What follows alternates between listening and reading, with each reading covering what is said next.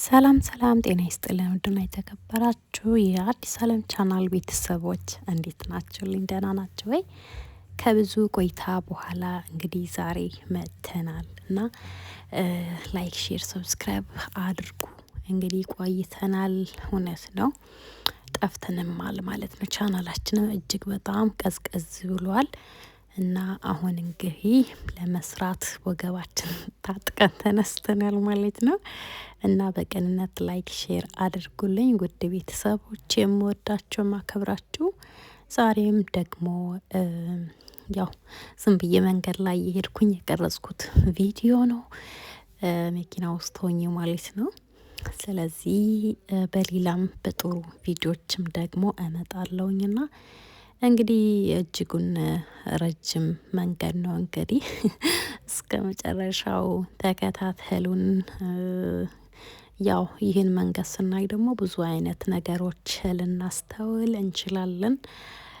የህይወት ጉዞን በዚህ መንገድ ማየትም እንችላለን ማለት ነው። ህይወት ልክ እንደምታያት እንደ ጎዳና ቀጥ ብላ በብዙ መንገድ ትመራናለች። እሷው ደስ ባሰኛት በወደደችውና በሚመቻት መንገድ ማለት ነውና ያው የሚያልፍ እንዴት ትሆን እያለፈ የሚቀጥለው ደግሞ ራሳችን የምንጓዝበት በህይወታችን ብዙ አይነት ነገሮች አሉ። እንግዲህ ያንም ነገር ሳስብ ነው አንዳንዴ ይሄንን መንገድ ስናይ ብዙ ነገር በህይወታችን ይመጣል ማለት ነው። በህይወታችን እንግዲህ የምንመራበት ትልቁ ነገር መንገድ ነው። እውነት ለመናገር ማንም ሰው በሚጥለው ወይም በማያሻግረው መንገድ ለመጓዝ አይፈልግም። እጅግ ጉዞውን ርቅም ቢሆን ወይም ረጅምም ቢሆን አንዳንድ ጊዜ በአቋራጭ ለማለፍና ትዕግስት ኖሮን ደግሞ ቀጥ ባለው መንገድ ደክሞን ማለፍ ወይም መድረስ ያለብን ብዙ አይነት ነገሮች አሉና ያው አንዳንድ ጊዜ ከምናቸው ነገሮች ስናይ ደግሞ በህይወታችን አንዳንድ ነገር የሚያስተምረን ነገር አለ። በህይወታችን ምንድነው በየትኛው መንገድ ነው ያለፍኩት እንዴት ነበር የሚለው ደግሞ አንዳንዴ ከነገሮች ከህይወታችን ያለፉ ብዙ ነገሮች ልክ እንደዚህ መኪና አልፈናቸው የሄድናቸው ወይም አልፎብን የሄዱ ነገሮች አሉ። ነገር ግን እንደምንም ብለን ደግሞ ረጅሙን ጉዞ ተጉዘን ለሆነ ለመልካም ነገር እንደርሳለን። ያ ምንድነው? አብዛኞቻችን አረብ ሀገር ስንኖር ብዙ አይነት መከራ፣ ፍዲያ ብቻ የማይታይ ለሰው የማይገባው እኛ ሴቶች የምናሳልፋቸው ብዙ ረጅም ጉዞዎች አሉና ብዙ ነገር የምናጣበት ብዙ ነገሮቻችን ወደ ኋላ የምናደርግበት ጉዞ እውነት ለመናገር ልክ እንደዚህ መንገድ ናት። በተለይ የኛ የአረብ ሀገር ህይወታችን የአብዛኞቻችን ማለት ነው። ምክንያቱም መልካሙን ቦታ እንደርሳለን ብለን ስለምናስብ በቃ እንደዚህ ተጋፍጠን እንደዚህ ተጉዘን እንደዚህ ለፍተን ነው ብዙ ላይ እግዚአብሔር ባለልን ቦታ ላይ የምንደርሰው ማለት ነውና የሰው ልጅ በህይወቱ ብዙ አይነት መንገዶች አሉ። የመነሳት፣ የመውደቅ፣ እንደገና የማግኘት ደግሞ የማጣት፣ የመዳን፣ የመታመም፣ የመሞት ብቻ ምን አለፋችሁ ብዙ መንገድ አለ፣ ብዙ ጉዞ አለና እግዚአብሔር እንግዲህ ጠብቆን ረድቶን በብዙ ነገር ማለፍ የምንችልበት አቅም እንዲሰጠን ነውና አንዳንድ ጊዜ በአቋራጭ መንገድ ሄደን የሆነ ነገር አገኛለሁ ብለን የምናደርገው ነገርና ደግሞም ደክሞን እንደዚህ ጠመዝማዛውም ቀጥ ያለው መንገድም ሄደን እንደምንም ተጋፍጠኑ ለመልካም ጉዞ ብንሄድ መልካም ነውና አንዳንድ ጊዜ በህይወታችን እናገኛለን ብለን የምንጣጣቸው ብዙ ነገሮች አሉና እነዚህ አይነት ነገሮችም በህይወታችን ያስተምረናል ማለት ነውና በምችለው አቅም እኛም በህይወታችን ብዙ የሚደርስብን ለብዙ አይነት ለምንጋለጣቸውም ችግር ራሳችን የምንጋብዝበት ብዙ አይነት ነገሮች አሉና ቢያንስ በመታገስ ነገርን አብዛኛን ጊዜ አረብ ሀገር ላይ አሁን ብዙ ሴቶች እንግዲህ ለመለወጥ የመቀየር ብለን ወጥተው ብዙ እህቶቻችን ህይወታቸው እያጡ ነው። በቅርብ ጊዜ እንግዲህ አይታችኋል።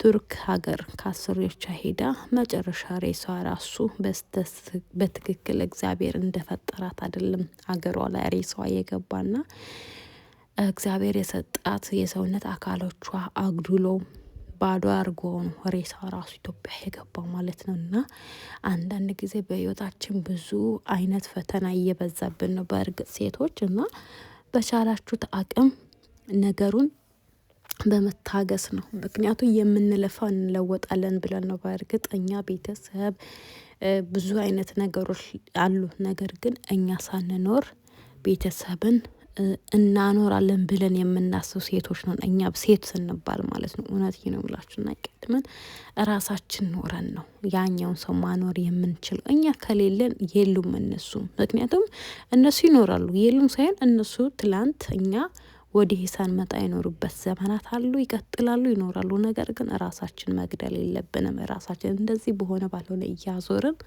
በጭንቀት ማንም ስለኛ ደግሞ ላይኖርንል ራሳችን ለአደጋ መጣል የለብንም። እህቶቼ በእውነት ነው ምላችሁ። አይኖ ሁላችንም እናውቀዋለን ስደትን፣ ምድረ ባዳን እንደዚህ አቤት የሚለን በሌለበት ልክ እንዲህ እንደምታዩት እንደ ሜዳ እንደዚህ ብንጮህ የምንሰማበት ሰው የሌለበት ቦታ የምንኖር ብዙ ሴቶች አሉ። በእርግጥ ማለት ነው ሁሉም ሰው የተመቻቸ ቦታ አለ ማለት አይደለም። ቢሆንም ግን እግዚአብሔር እዚህ ቦታ ላይ ሲያመጣን እንደዚህ እንደምታዩት ምድረ ባዳ የሆነ ቦታ ላይ ሲያመጣን እግዚአብሔር አላማ አለው።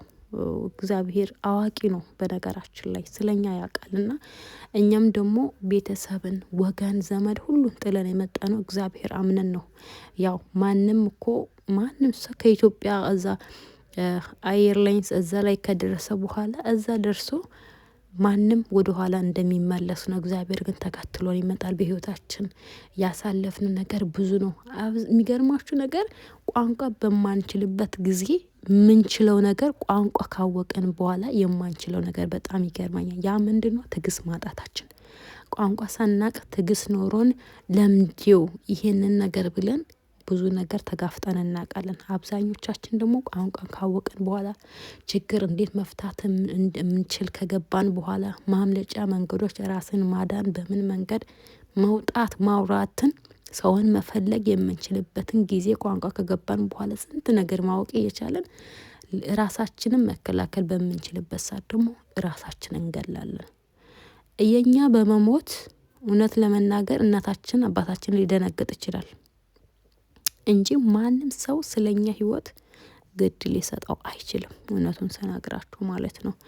በቃ ቢለቀስልን ለአንድ ሳምንት ነው። ከዛ በኋላ ከተቀበረን በኋላ ሁሉም ነገር ይረሳልና እህቶቼ ራሳችሁን ጠብቁ። ከምንም በላይ ራስን መጠበቅ ነው። እኛ ምን ደክመው ምንለፋው ያለ እንቅልፍ ምናድረው ነገን ለማየት ነው እንጂ ወጥተን ለመቅረት አይደለም።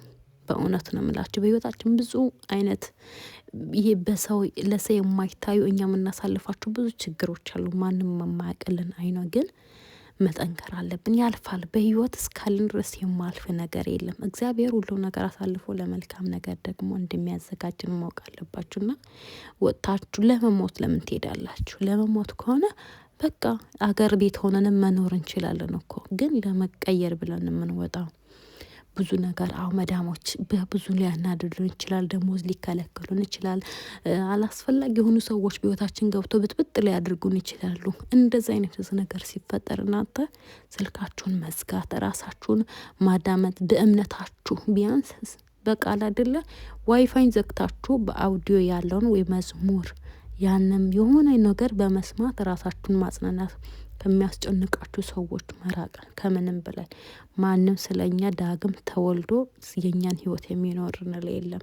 ልጅም ቢኖርን ምንም ቢኖርን እኛ ኖሩን እነዛም ደስታ ምን ማስቀጠል የምንችለውና ልላችሁ የምፈልገው እህቶችዬ እና በርቱና እግዚአብሔር ላዘጋጀን ለመልካም ነገር መሄድ ይሻላል ባይ ነኝ። እና የሚሰማው ነገር በአረብ ሀገር ብዙ ነገሮች አሉ። አንዳንድ ጊዜ ብር ተበሉ እንዲሆኑ አንዳንድ የኛን ውሳያቅ ሁሌም ጅል እንደሆነ ሰው የሚቆጥረን ሁሌ ተበላህ የምትል የአረብ ሀገር ሴት የተነጠቀችው የተቀማችው የሆነችው ተብሎ ሁሌ የኛ ለሁሉም መቀለጃ ሆነናል። ይህ መሆን በጭራሽ የለበትም። ጎበዝ ሴትም እንዳለች መሆን እንደዚህም አይነት አለ ማለት ነውና ደክመን ድካማችን ዝም ብሎ ነገር መሆን የለበትም። በህይወታችሁ ማድረግ ያለባችሁ ነገር ጠንቅቃችሁ አውቃችሁ መኖር ስላለባችሁ እናንተ ኖራችሁ ሌላው ማድረግ ስለምትችሉ ማለት ነው። እና በተለያዩ ቪዲዮዎች እስቲ እንመጣለን፣ ላይቭ እንገባለን። እናንተም ላይክ፣ ሼር፣ ሰብስክራይብ አድርጉ። እኔም ከዚህ በኋላ በደንብ እሰራለሁ። ህይወት በምትመራን መንገድ በምን አይነት ህይወት በምን አይነት አቅጣጫ መሄድ እንዳለብን እንግዲህ ሁላችንም በተሰጠን መንገድ ማለፍ አለብን ማለት ነው። ከምንም በላይ እህቶችዬ ራሳችሁን ጠብቁ። ያለው ነገር እየበላችሁ እረፍት እያደረጋችሁ ባለን ጊዜ አብዛኛውን ጊዜ እኛ ሴቶች ደግሞ ያው ማታ ልክ ስራችን ጨርሰን ወደ ስልክ እንሄዳለን እንጂ ራሳችን ወደ ማሳረፍ አንሄድም። ይሄ ራሳችን ይጎዳናል። በተችሉ ባላችሁ ሰዓት ራሳችሁን ጠብቁ እና ፈጣሪ ሀገራችን ሰላም ያድርግ። ሁላችን ከስደት ፈጣሪ በሰላም ሀገራችን ይመልስ።